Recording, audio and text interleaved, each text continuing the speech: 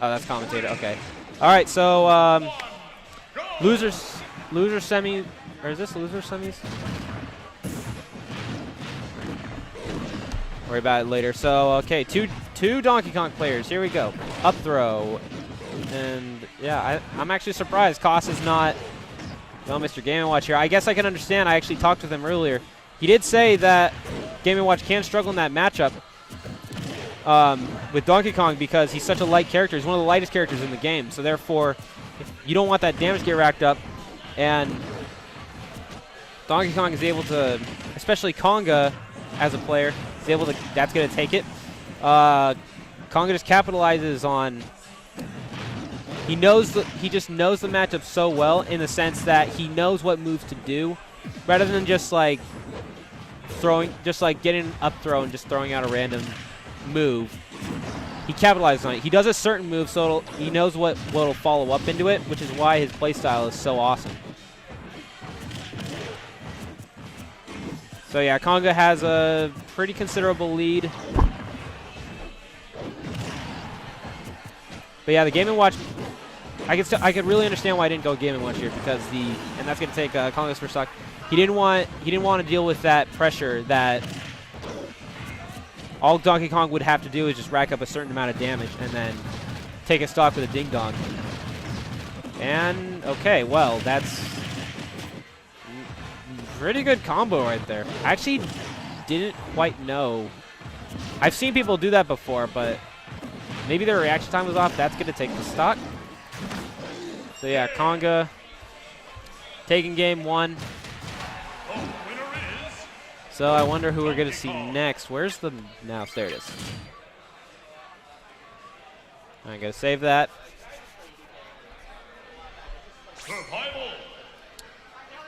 All right, still same thing to Donkey Kong Ditto. Dittos are always fun. Guys hear that music? That sick beat. Okay, game two, here we go.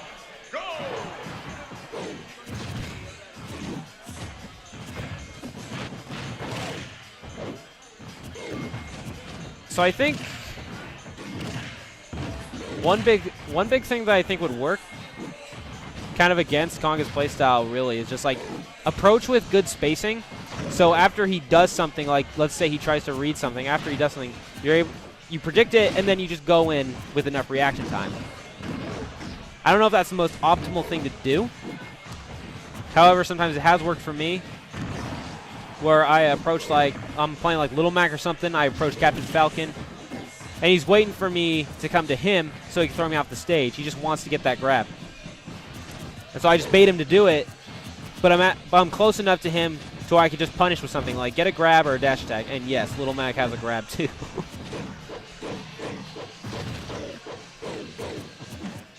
KOSS and his fraudulent DK. Well, DK is definitely better than mine. I actually don't play a lot of DK.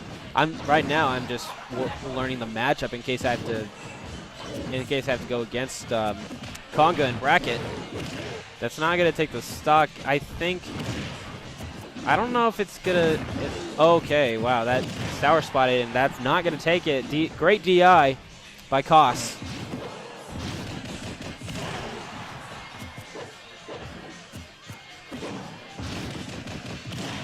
And that's also not. Whoa. That actually seemed very questionable. I mean, DK is a big character, so obviously he's going to always be more closer to the blast zone when he's launched off stage compared to smaller characters. That was really weird, actually. I know weird stuff like that happens with DDD where he's like not very. He doesn't get launched that far, and you don't expect him to die, but he does. And it also could be that when DDD puffs up when he does his jumps, his body moves closer into the blast zone, which is very damaging. That's good. A clean 2-stock with good patience and a lot of capitalization from Konga taking game 2. So I wonder who we're going to see next here. Are we going to go Ditto again with Donkey Kong?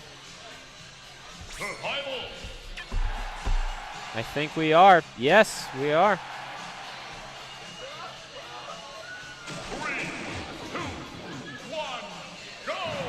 And let's start. Okay. And so, okay, even so far. And try to get that pivot grab, doesn't manage to get it. I think spot dodges are actually decently effective, especially after you've been getting grabbed so much. I mean, a lot of people like to approach with shield. I don't see a mistake a lot of people make is that they just don't really. Wow. Okay, for a heavy character, that's gonna take that stock.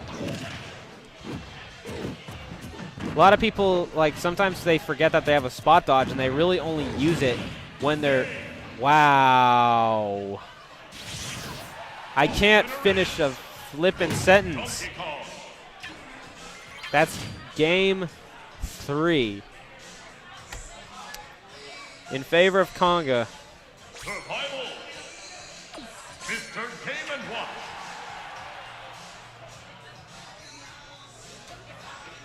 All right. Play another game. 3, 2, 1. I don't know what. Okay, hold on. Okay, well, I guess going Game & Watch. I thought they were done, but. Yeah, I thought they were done. I don't have a TO, but anyways. He handed him the bracket reset. Okay. Anyways, we'll worry about that later. For now, we'll just commentate on the match. So he's going Game & Watch. I'm actually excited to see how he approaches this. He's doing pretty good right now. He has a very good lead. And that's not going to take the stock, but the unique thing about Game & Watch is that for his lightweight, he has a pretty big damage output that light characters don't tend to have. And that's actually really beneficial, and also,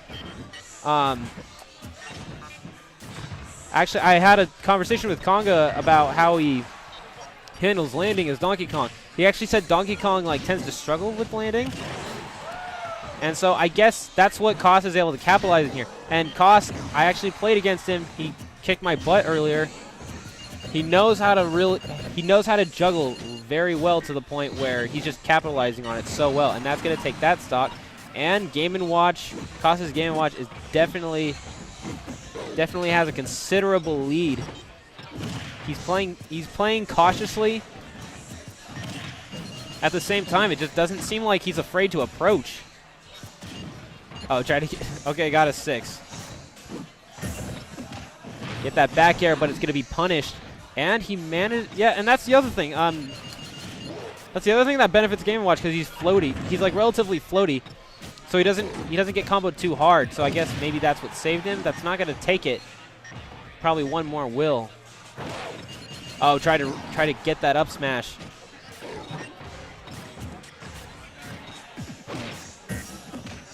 And that dash attack is going to get punished with a back throw that's not going to kill yet.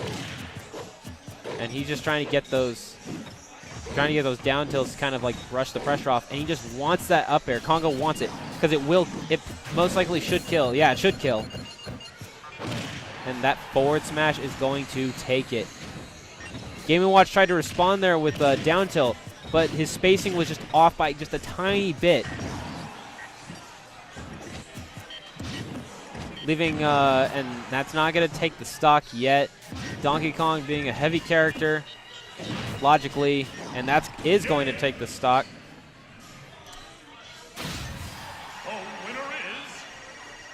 And that is, game going to KOSS. Tio, did they do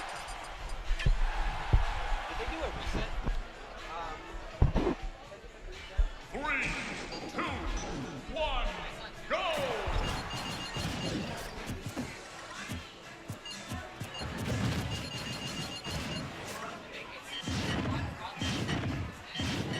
Yeah, okay. Yeah, you did reset. And this is game 2 reset. Yeah, so KOSS won that first one, so okay. Alright, there's a reset, you guys. Okay, here we go. And that pivot grab, just awesome precision. Just knows, is able to handle the approaches very well. But again, Donkey Kong kind of struggles in this, in the sense he's a big character, so he's easy to get juggled. And it's especially, oh, okay, Spike, and wow, he almost got the 2-2 right there. It's really hard for Donkey Kong in a sense because he's a big character, and Game & Watch trying to get that hard read, super hard read, unfortunately doesn't get it. However, he's not too dead. I think a Ding Dong will probably take it. The dangerous thing for that is not going to take it. The dangerous thing for Donkey Kong is that Game & Watch's damage output is really big, like I said earlier. And it's really weird considering Mr. Game & Watch is a lightweight, very lightweight, but it's just something unique to his playstyle, just like how Samus is a floaty heavyweight. So, is that gonna take? No, I've seen the jabs get kills.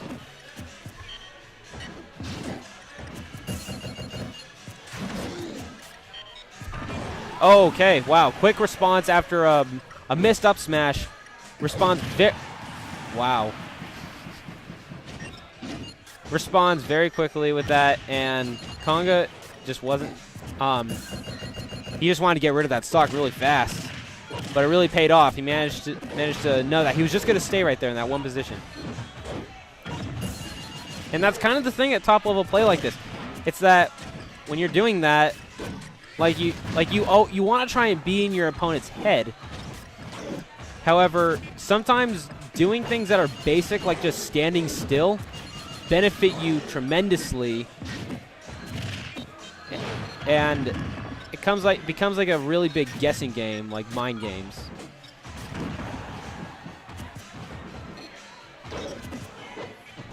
And wow, shield pressure, won't take it. That almost took it. Oh, back air, are we gonna see it? Nope. Okay. Yeah, Donkey didn't put himself in a good position there. He wants to get back on stage because he doesn't want to deal with the risk of getting two-framed. It's a very close game. That's not going to take it. Great DI by KOSS. He's just going to...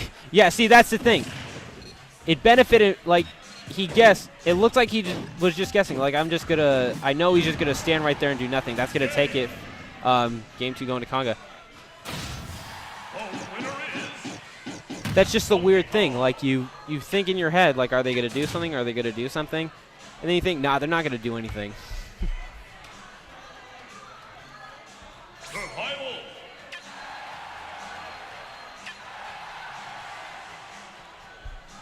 That's Grand Finals. 3, 2, 1, okay. Go!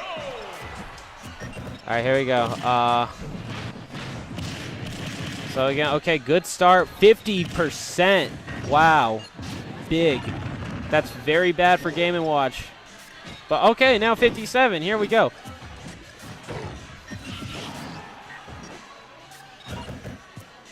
So as I was saying earlier, the really unique thing about this is that playing extremely simple seems like the most advanced thing in the world. Because obviously, your natural tendency is, I'm going to try and get rid of this guy. I'm going to try and do an attack. But at the same time, your opponent might try and read what you're going to do next. Hence the term reads. And so it becomes a big guessing game at that point. Oh no. Okay. Oh, it's not good. Oh, almost had that punish right there with the down smash. Would have taken it. And he's trying to get that spike.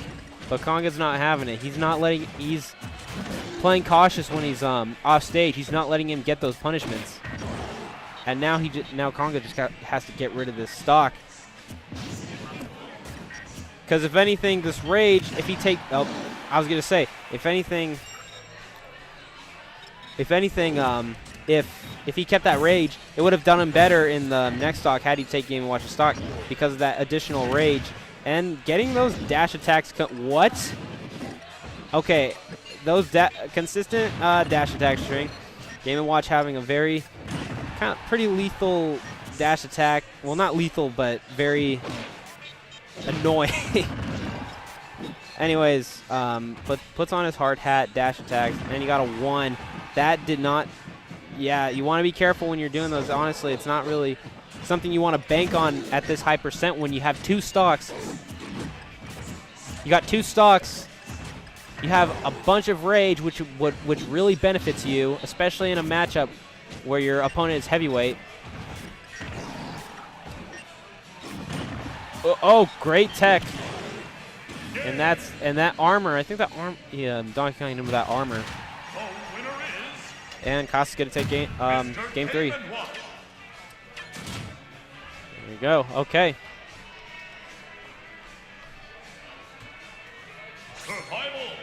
So I don't know if we're gonna be.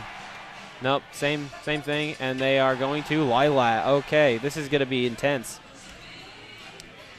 All right. Here we go. This might. Maybe it. That does 14 damage. Wow. Big. Yeah, that's the thing. Each of these characters have pretty big damage outputs. And each of these characters have their own pros and cons that work for them and against them in this matchup. Donkey Kong gets juggled pretty easily.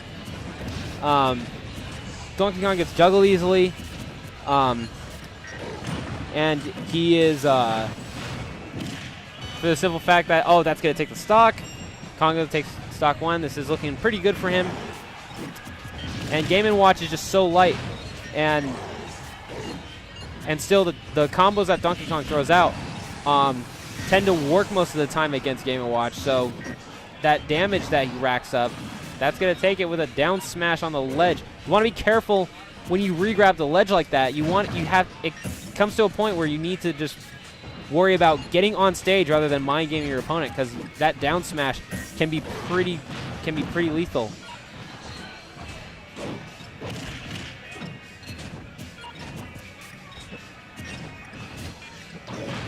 Is that gonna take it? No, not gonna take it, but scary stuff. One more is going to do it. He tried to get that forward smash, but that back air is he's gonna call it out with a back air, not let him have it. He cannot get grabbed. He can't. Get a hard read. Oh gosh. Super hard read again. If he gets a 9, I'd be happy to see like a 9 or something. End it with a 9. Come on. Yeah, things are looking very even at this point. Very, very even. And that is it. Konga taking game 4.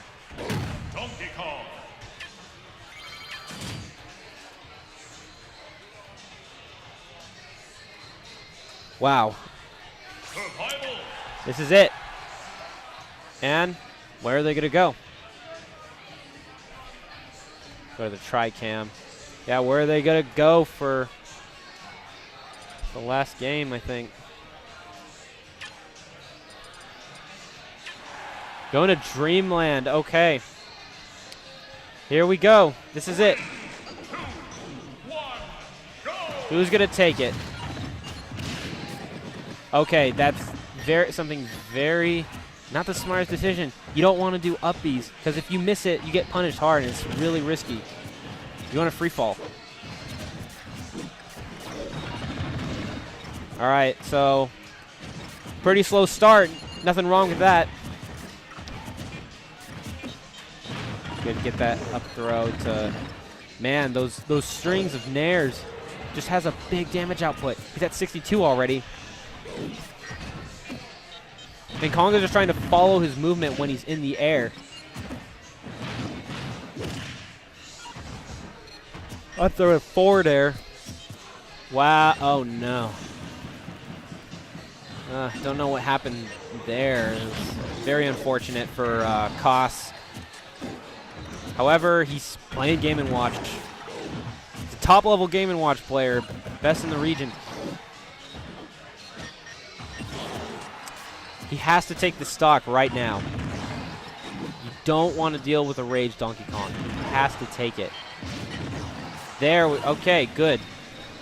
So, relatively even. Who is going to take this game? Is it KOSS or Konga? Needs to play with caution. might be long. Oh, no. See? Yeah, Game & Watch has his frame data on his up throw. He's able to react with a shield in case Donkey Kong does that. And the big output, wow. Koss is just racking up some pretty big damage. He's bringing this back. And now Kong is just trying to find a way how he can get back on the ground. Oh, no. Oh, no. Whoa. Awesome stuff. Wow. Clutched it.